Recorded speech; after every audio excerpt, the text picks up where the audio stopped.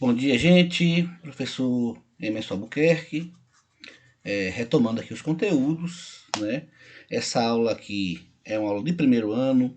Isso vai ficar registrado lá nos comentários iniciais da aula, que será postada, né, no YouTube. Essa aula que você está assistindo agora está aqui no meu canal. Então eu peço que você, por gentileza, gente, façam os comentários, porque esses comentários são fundamentais para que eu veja a efetividade do trabalho da gente, né? As dúvidas também poderão ser necessariamente colocadas também aí nos comentários. Vocês poderão entrar em contato também com a coordenação pedagógica, né?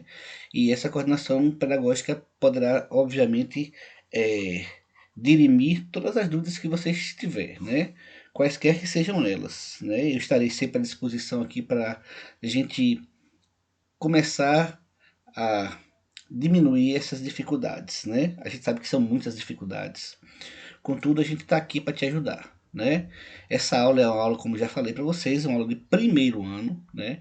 É uma aula que é sequência exata dos conteúdos que a gente tem trabalhado. Veja que na última aula nós resolvemos questões sobre isomeria, isobaria e isotonia, certo? Então, essa aula vai ser uma aula de tabela periódica, né? É uma aula introdutória, é um conteúdo bacana, fácil, né? E então se organize para que você possa ter todas as informações necessárias, né? Veja, eu já inicio mostrando, na verdade, a tabela atual, gente. Veja essa tabela atual, né? Ela está aqui, ela vem, na verdade, com 118 elementos químicos, tá vendo aqui? Alguns deles são efetivamente naturais, outros, no entanto, são artificiais, né? Existe uma série de informações na tabela periódica e é sobre isso que a gente vai começar a trabalhar, certo, gente? Veja, e observe que para que a gente chegasse a essa tabela periódica, obviamente é necessário uma série de tentativas e erros, né? Ninguém inicia necessariamente fazendo um omelete, né? A gente inicia necessariamente aprendendo primeiro a quebrar um ovo, posteriormente a fazer a mistura desse ovo, posteriormente a gente aprende a fazer várias coisas até que nós cheguemos efetivamente a algo mais elaborado, né? Então, lógico que a tabela periódica ela não surge dessa forma aqui, né? Se a gente for pegar o livro da gente, a gente vai observar que houve uma série de tentativas, né, para que a gente pudesse efetivamente, galera, ter essa tabela periódica atual, né? Você vai encontrar lá no material de vocês lá, né, para que essa tabela de Mendeleev, né, ela esteja desse jeito.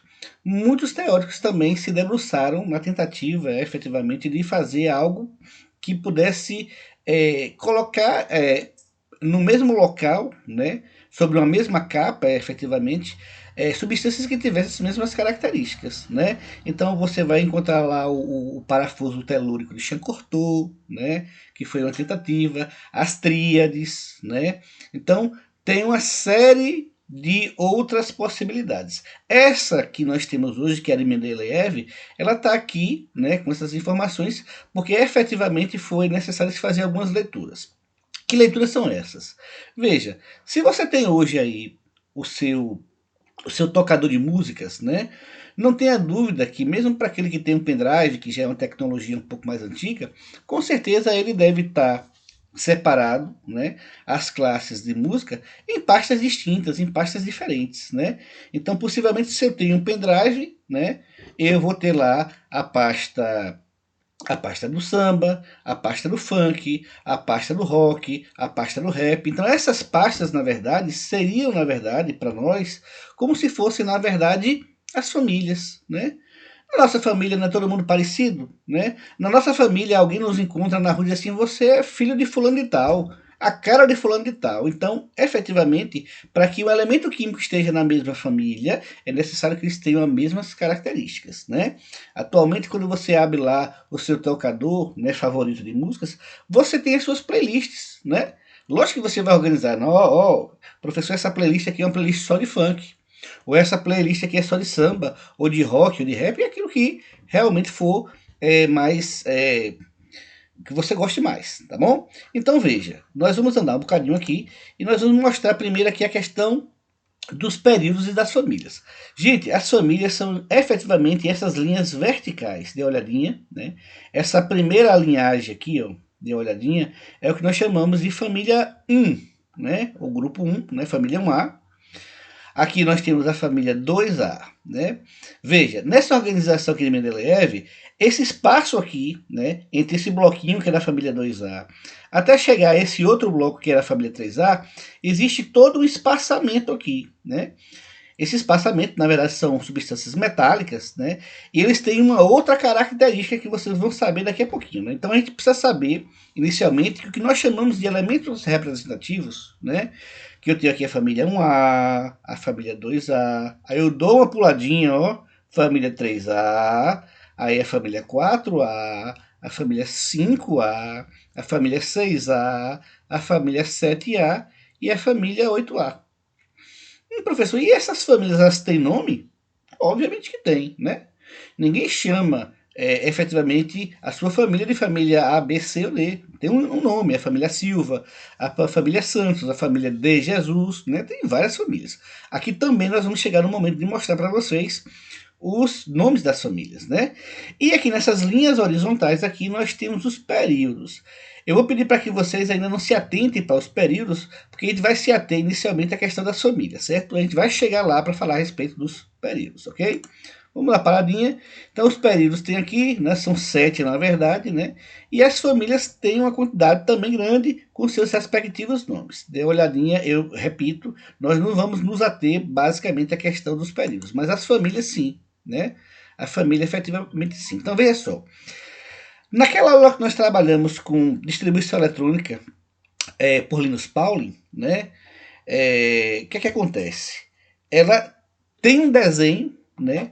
De por que esses elementos químicos estão em cada uma das famílias, né? Eu botei aqui, ó, observe a distribuição eletrônica de alguns elementos do segundo período, né? Então vamos lá, passadinha aqui, né? É necessário que a gente atente da necessidade, gente, de que a gente precisa saber fazer, né, efetivamente, a distribuição por Linus Pauling. Na aula efetiva, a gente vai estar mostrando para você como fazer esse diagrama, né? Para gente saber o que é um S, 2S, 2P, 3S e por aí vai, né? Então dê uma olhadinha aqui, ó. Elementos de uma mesma família apresentam propriedades químicas semelhantes. Isso foi o que eu acabei de falar para vocês. Por isso que deu uma pulada nesses slides para a gente não falar a respeito de período. A gente vai se ater em falar basicamente de famílias, certo? Então, dentro da minha família, as características são próximas, né? Agora vamos entender por que elas são próximas, gente. Então tá aqui, ó. Dá uma olhadinha. Eu botei aqui, ó, um exemplo aqui do berílio, né? Ele tem o número atômico 4. Então, quando nós fazemos a distribuição eletrônica, né, desses 4 elétrons que estão aqui, ó, 4, tá vendo? Eu tenho aqui, ó, 1s2, 2s2. Vocês estão vendo aqui? Então, veja, esse S aqui, né, 2, né, nós vamos tomar aqui, ó, 2 mais 2, 4, é o total de elétrons que nós temos aqui, né?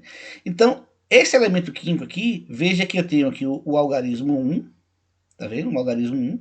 E aqui é o algarismo 2. Então, é isso aqui quem vai determinar a família.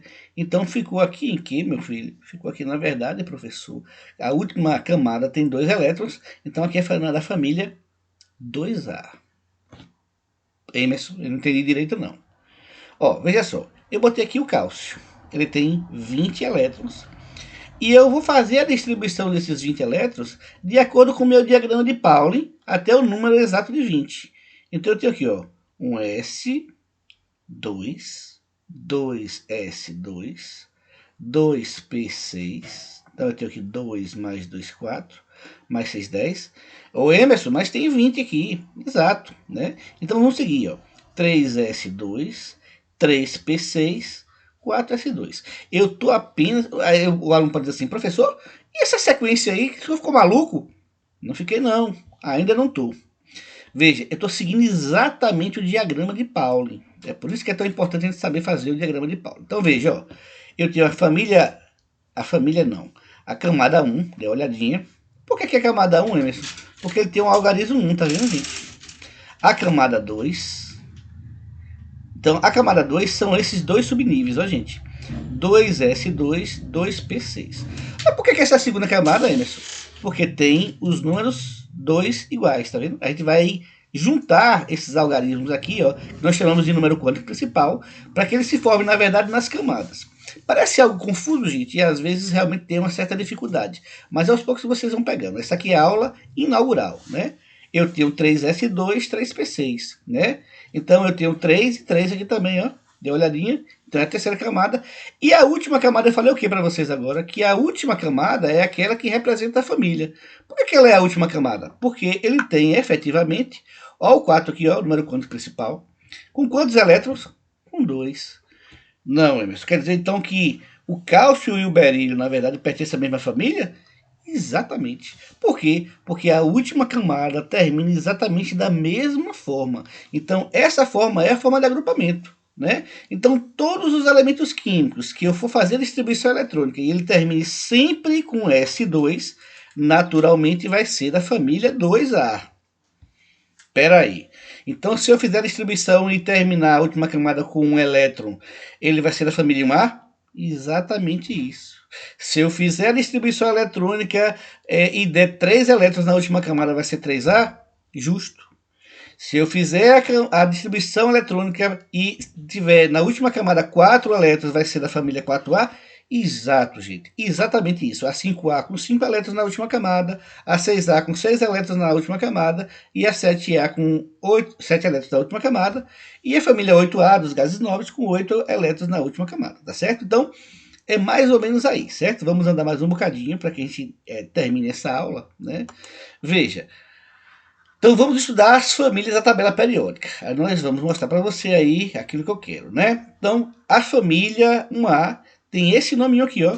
A família dos metais alcalinos. Então, peraí, eu posso chamar a família de 1A ou de metais alcalinos? Exato. E a 2A? Metais alcalinos terrosos. A família 0, a família, por exemplo, do família 8A, é os gases nobres. Da família 7A, Emerson, halogênio. Então é a família halogênio. E a família 6A é a família dos calcogênios. Veja, não está numa ordem exata, mas a gente está mostrando para vocês que tem também os nomes, ok? Vamos passar mais um bocadinho, né? Tá aqui. Então aqui a gente pega de frente efetivamente o nome das famílias. Então aqui nós temos os metais alcalinos da família 1A, na família 2A, os metais alcalinos terrosos, na família 3A são a família do grupo boro, na 4A, na família carbono, na 5A, família nitrogênio, 6A, calcogênio, 7A, halogênios, e na família 8A, os gases nobres. Aquele intervalozinho aqui entre a família 2A e 3A, que eu falei para vocês anteriormente, nós chamamos de elementos de transição, né? E aqui por baixo, né? Por embaixo aqui, que vai ter duas barrinhas, vai ser, na verdade, os elementos de transição externa, que são, na verdade, a série que nós chamamos de lantanídeos e actinídeos, né? Tudo isso aqui, galera, dê uma olhadinha, ó, são elementos da família A, nós chamamos também de elementos representativos, tá bom? Dá uma olhadinha aqui agora e mostra para vocês. Então nós temos os elementos representativos e transição. Então, quem são os representativos? Todos da família A. 1A, 2A, 3A, 4A, 5A, tá. E aí da família dos elementos de transição, nós temos a transição externa, melhor dizendo, que é aquele intervalozinho, esse aqui, ó, gente. É transição externa, dê uma olhadinha, transição externa. E embaixo, como eu falei para vocês aqui, tem a série, aquelas duas barrinhas, que é a série dos lantanídeos e actinídeos, nós chamamos de transição interna, né? Que fica exatamente aqui, ó, galera, deixa eu mostrar para vocês. Lá no iniciozinho, né? Dê uma olhadinha. Lá no iniciozinho de nossa tabela periódica, eu preciso dar uma voltada aqui para vocês. Veja, esses dois aqui, ó, gente, ó, ele sai exatamente daqui, né? Então, veja, isso aqui é a transição interna, né? Por que interna, porque está exatamente aqui dentro, ó, interna. Já desse pedacinho aqui da família, aqui, ó, né, do grupo 3B até o 12B, é transição externa, tá bom? Então, apenas esses elementos químicos da família A são elementos representativos, esse meiozinho aqui é transição externa, e esses dois aqui, transição interna, tá bom? Então, vamos voltar lá para o nosso slide, mostrar mais uma vez para vocês aqui, né? A gente vai estar falando a respeito, né, dos elementos. Então, a gente vai dar uma paradinha aqui agora, né, para que a gente possa retomar na próxima aula, tá bom? Então, aqui na próxima aula nós já trazemos os exercícios falando a respeito do que são elementos representativos, transição externa e transição interna, tá bom, galera? Muito obrigado, felicidades, um abraço e até a próxima!